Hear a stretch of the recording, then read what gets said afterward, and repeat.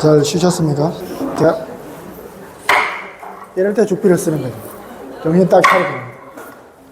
원래 이제 오늘 하려고 했던 제목, 드디어 반야신경 나옵니다. 반야신경 뭐 다는 못해요. 앞부분, 지난번에도 한번 이야기 했는데, 여러분들이 이제 다른 데서 들을 이야기 말고, 다른 데서 잘 듣지 못하게 될 이야기를 저는 조금 더 해드리겠습니다. 반야신경은 어떤 불교대학이든 어디 가든지 다 공부를 하게 되는 건데, 제가 생각하는 포인트는 이런 것이다 라고 하는 걸 말씀드리고 싶은 겁니다. 관자재보살 행한다 이 말입니다. 심, 이거는 깊을 심자예요. 깊은 반야바라밀다를 행할 때, 때시자입니다. 관자재보살이 깊은 반야바라밀다를 행할 때 조는 그 위에서 내려다 보는 거예요. 비추어서 보는 거. 비추어 보는데 무엇을 비추어 보느냐? 오온이 개는 이게 모두 개자거든요. 오온이 모두 공한 것을 비추어 보고 일체고해. 일체의 고통과 액난을 다 건넜다. 여기서 핵심은 조견, 오온, 개공. 오온이 모두 공한 걸 비추어 본다. 여러분, 오온에 대해서는 공부하셔서 아시죠? 오온을 이렇게 정의를 한번 해볼게요. 색이 있고 수상행식이잖아요. 여기가 오온이잖아요. 근데 반야신경의 핵심이 뭡니까? 이 색이 공하고 수도 공하고 이게 다 공하다는 거예요. 이 오온이 다 공하다는 거예요. 오온이 다 공한 걸 깨달으면 일체 고통과 액난을 다 벗어난대. 이게 그런 차원에서 이해가 돼야 되는 겁니다. 말 따로, 실제 따로가 아니라 색은 우리가 물질로서 경험하고 접촉하는 이 모든 것들이 색입니다. 지금 제 몸뚱아리 색이고 여러분들의 몸뚱아리도 색이고 여러분의 몸뚱아리가 저를 보고 경험하잖아요. 우리가 실제로 손을 부딪히진 않아도 우리는 지금 접촉하고 있는 겁니다. 여기 이 방에 공기, 약간 후덥지근한 공기 있죠? 후덥지근함을 느껴지는 이 공기가 색입니다. 여러분의 몸뚱아리인 색이 느끼는 공기라고 하는 색, 온도라고 하는 색. 여러분 엉덩이에 의자 지금 다 있죠, 그죠? 그 느낌 한번 느껴보세요. 내 몸의 색과 의자라는 색이 만날 때 뭐가 일어나느냐? 수가 나타난다. 색과 색이 만나면 수가 생긴다. 느낌이 일어난다. 여러분이 저를 보면 어떤 느낌이 일어나죠? 색과 색이 만나서 느낌이 생기면서 느낌이 응축이 되면 상이 됩니다. 아, 이분들 괜찮은 분들이네. 괜찮다라고 하는 상. 여러분들이 저를 볼 때도 저 스님 괜찮은 스님이네. 그런 상. 이게 상입니다. 느낌이 구체화되고 개념으로 딱 이미지화되는 것. 그게 상입니다. 그게 생각이에요. 이 생각 상자 자체가 이건 설명 많이 들어보셨겠지만 이게 모양상이잖아요. 모양상이라는 말 자체가 옛날 글자 보면은 월형 이거거든요. 나무를 눈으로 볼 때 나타나는 그 형상. 껍데기, 바깥으로 보니 이게 상이에요. 그러니까 이게 모양이잖아요. 이 모양이 마음에 만들어지는 거예요. 우리 마음에 만들어지는 모든 모양들이 상입니다. 이 상은 행위와 의도를 만들어내요. 아, 덥다. 많이 덥다라고 구체화되면 에어컨 틀어야지. 그죠? 춥다. 그러면 에어컨 꺼야죠. 의도가 만들어진다는 거예요. 여러분과 제가 만나서 색과 색이 만나서 느낌이 생기고 느낌이 상이 되고 그 상이 다음에 의도를 만들어요. 법문이 들을만 하면 더 주의 깊게 듣게 되고 아유 무슨 말하는지 나는 모르겠네. 그러면 생각이 딴 데 가겠죠. 그리고 그런 것들이 정리된 최종적인 결과물이 식입니다. 인식이 분명하게 정돈이 딱 되어서 이것은 물질의 전체고 모든 것들이 모여지면 이 식으로 쌓이게 됩니다. 여기까지가 우리가 반야신경에서 주로 이야기하는 거고, 그런데 이 색은 고정되어 있지 않다는 거예요. 우리의 몸도 변해가고 느낌도 바뀌어가고 생각, 우리 아까 생각 이야기했잖아요. 해석, 이 다 바뀌어간다. 그게 바뀌면 아버지에 대한 생각이 바뀌면 아버지에 대한 행동도 달라지고 아버지에 대한 인식도 바뀐 상태로 데이터가 업데이트 되어서 식이 만들어지는 거죠. 그런데 이게 다 변해. 그러니까 이게 고정되어 있지 않다는. 그래서 오온이 모두 공하다. 여기까지가 보통 설명하는 건데 여기서 이제 하나 더 들어가야 됩니다. 오온을 이렇게 연쇄적으로 생각을 자꾸 해보시면 좋습니다. 여러분 오늘도 집에 가면서도 오온을 자꾸 연쇄적으로 생각해 보세요. 색이 수를 만들고 수가 상을 만들고 상이 행을 만들고 행이 식을 만든다. 사실은 이제 더 중요한 이야기입니다. 집중해 보십시오. 이제 색을 여러분들이 그냥 만나지 않는다는 거예요. 여러분들이 저를 딱 이미 볼 때부터 색과 색이 그냥 안 만나요. 왜냐? 여러분은 제가 스님인 거 알잖아요. 제가 만약에 이 옷 이대로 교회를 갔다고 생각을 해봐요. 지금 갑자기 이 시간에 요 동네 근처에 있는 위치 조금만 다른 교회에 가면 나는 아주 이상한 사람이 되죠. 왜 그렇겠어요? 그 사람들의 식이 여러분하고 다르거든. 바탕에 있는 식이 다르다는 거예요. 이 식이 색을 결정하는 배경이라는 거예요. 이게 사실은 아까 이야기했던 필터인 겁니다. 우리 각자가 갖고 있는 필터가 식이고 이걸 불교적인 이야기를 하는 업식이죠. 업식. 까르마죠. 우리 모두 까르마가 다르기 때문에 똑같은 색을 만나도 그 색에 대한 느낌이 달라지는 거예요.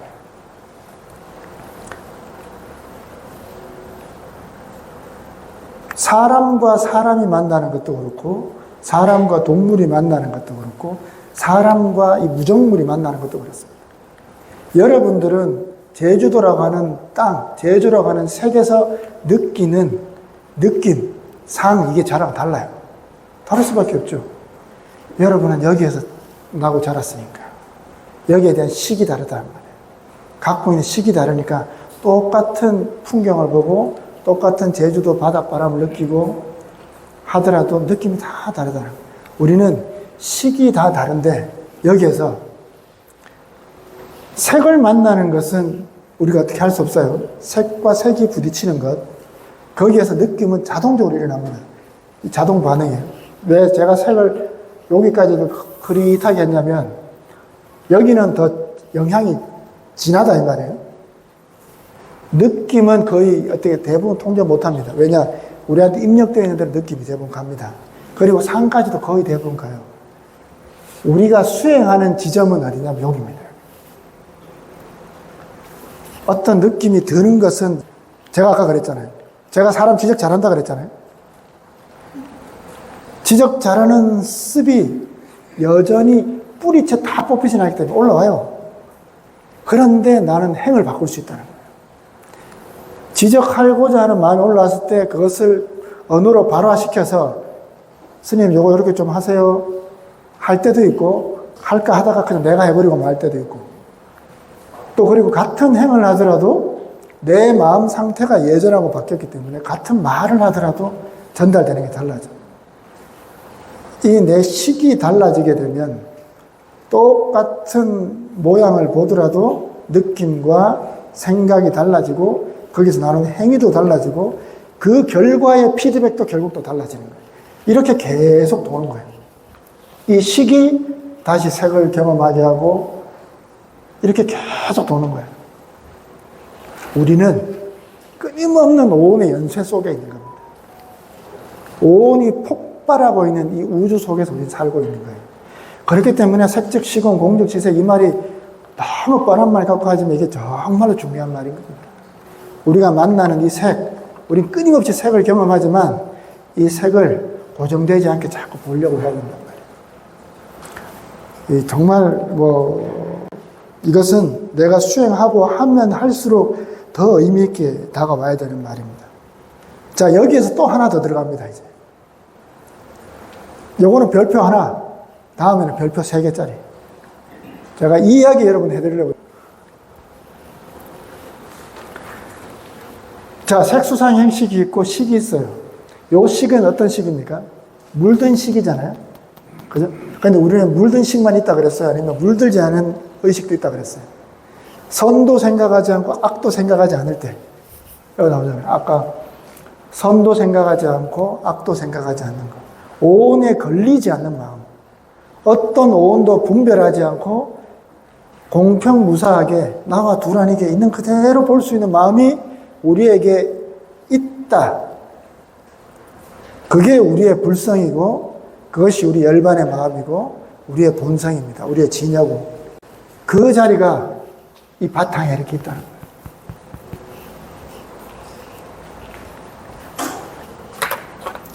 탐진치에 물든 마음이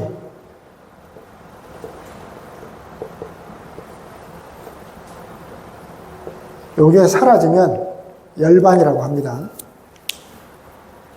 탐진치가 없는 것이 열반입니다.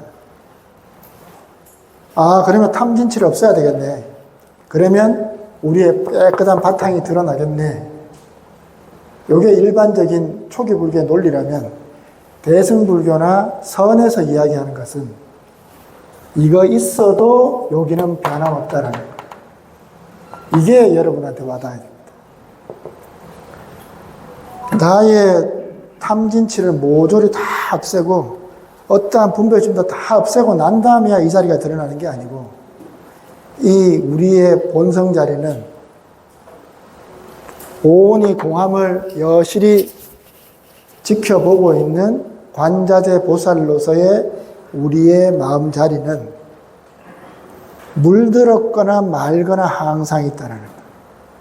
이건 허공과도 같은 건데 여기에 지금 테이블이 있잖아요. 이 공간이 이렇게 있죠. 테이블을 만약 이쪽으로 갖고 오면 이 공간이 막 밀려요. 제가 이렇게 가려면 공간 막 밀고 가야 돼요. 이렇게 막. 물은 어때요? 물은 저항이 있잖아요. 밀고 가야 되고, 여기는. 제가 여기 갈 때, 이렇게 하면서 안 가죠. 왜냐?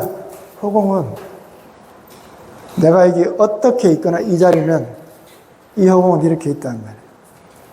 제가 탐진치라고 했을 때, 여기가 열반의 마음이고, 여기가 물들지 않은 마음이면, 여기도 그대로 물들지 않은 마음이 있다는 거예요. 이런 통찰은 어디에 적용돼야 되느냐? 여러분이 집에서 만나는 인연들, 여러분과 아주 깊게 연결되어 있는 까르마의 인연들. 힘들죠? 그 까르마의 인연들이 모양으로는 어떤 모양으로 있더라도 그 모양 너머에 본성은 다 이렇게 있다는 거예요. 물들지 않은 본성이 다 있다. 그렇기 때문에 그것을 보면은 넘어간다는 거예요. 이 자리가 공한 것이 본래 값이기 때문에 우리가 자꾸 붙잡고 있어서 문제지. 반야신경의 핵심은 이겁니다. 조견, 오온, 개공, 도일체고역 되어 있지만 많은 분들이 여기만 집중을 하는데 사실은 이 관자재 보살이 그렇게 보고 있는 관자재 보살이 항상 있다. 이 이야기가 저는 더 중요하다고 생각합니다. 여기에 필요한 것이 뭐냐면 여기에 이런 것의 믿음이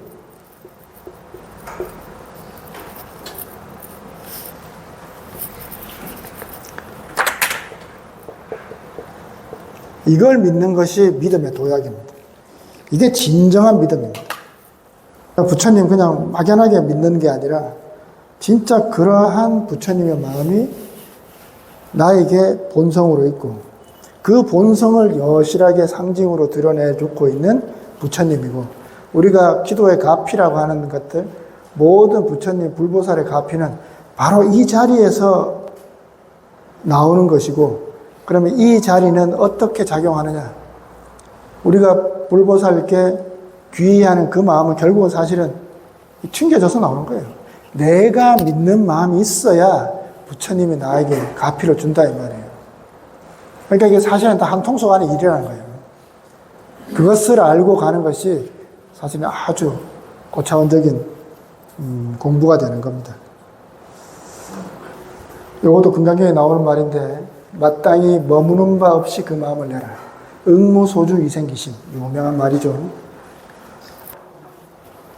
오늘 아까 비행기 타고 오는데 이제 내리기 쯤에 돼가지고 바로 뒷자리에 어떤 분이 통화를 막 하시더라고요. 근데 이야기를 들어보니 내용이 좀 다급한 상황이던데 그분은 아들이고 어머니 아버지가 경운기에 부딪혀서 넘어지셨다는 건지 아니면 뭐 할아버지가 운전하시다가 그랬는데 어쨌든 경운기가 뒤집어지면서 두 분이 다치신 거예요. 그런데 아버지는 99이고 어머니는 90이신 거예요. 그런 말 딱 내가 듣고 있으니까. 그러니까 이제 아들이 급하게 오는 상황이고 누군가하고 급하게 통화를 하시더라고요. 우리가 이런 것을 색도 공하고 수도 공하고 상도 다 공하잖아요. 이걸 그냥 액면 그대로 단순 공식으로 적용하면 아니 사람 뭐 다 원래 죽는 거지 뭐. 아유 90살까지 사셨고 뭐 95살까지 사셨으면 뭐 사신 방법 살아셨겠네. 이렇게 생각하면 이거 불교 공부 잘하는 걸까? 아니죠, 그죠? 관세음보살은 조견 일체가 공하다는 걸 바라보아서 모든 고통에서 벗어난 그 관세음보살이 누구예요? 그 관자재보살이 관세음보살 똑같은 분입니다. 법화경에 보면 관세음보살은 물에 빠진 자는 내 이름을 부르면 건져줄 것이고 불에 타는 사람, 도둑을 만난 사람, 강도를 만난 사람, 독충을 만난 사람 내 이름 부르면 다 건져준다고 이야기를 하는 거예요. 똑같은 분이에요. 똑같은 분인데 반야경에서는 일체가 공하다는 걸 보고 넘어가라고 이야기하는 부처님이고 법화경에서는 내 이름만 부르면 다 건져주겠다고 하는 분. 다른 분이냐? 아니라 이 말이에요. 그게 우리 마음 안에 있는 하나의 마음이랑 이 부처님의 마음. 공하다라고 하는 것은 그렇게만 쓰는 게 아니란 말이에요. 공하기 때문에 내가 마음 내줄 수 있는 거예요. 저는 스님이니까 그런 이야기 들으면 무조건 마음 내드리는 거죠. 내가 할 수 있는 게 뭐가 있겠어? 그것을 내가 뭐 오지랖 넓게 뭐 어떻게 뭐 물어보고 하겠어요? 그거 웃긴 거지. 그냥 들었으니까, 들은 것도 인연이니까 그냥 어쨌든 그 일이 잘 처리되도록. 아들은 또 얼마나 경황이 없고 그러겠어요. 연세가 그렇게 드신 분이 한 분도 아니고 두 분이 다 그렇게 다치셨으니까 그 나이에 골절 드시면 그 뭐 앞으로 몇 달간 고생하셔야 될 거 아니에요. 그런 생각하면은 안타깝잖아요. 그런 것들을 우리가 형상으로 자꾸 생각해버리면 답이 없어. 그럴 때 퉁 쳐버리는 거예요. 나는 그건 모르겠고 그냥 잘 돌아가도록 잘 해결되고 그 할아버지 할머니 어쨌든 큰 더 사고 나지 않고 아드님도 어쨌든 그 집안의 모든 내가 생각할 수 있는 것들을 그냥 크게 한번 마음 내주는 거예요. 그렇게 내 마음을 부처님처럼 마음을 한번 내주게 되는 것. 묶여있지 않고 사고가 그렇게 났으니까 틀림없이 골절 났네. 아이고 틀림없이 입원해야 돼. 생각은 들지만 그걸로 고정하지 않는다는 거예요. 어떻게 될지 알 수 없는 거지. 아니면 어떤 일이 있을지도 몰라. 그렇더라도 잘 되도록, 그렇더라도 모든 일들이 조금이라도 순탄해지도록 우리는 마음 낼 수 있다는 거예요. 이게 우리의 자유로운 마음입니다.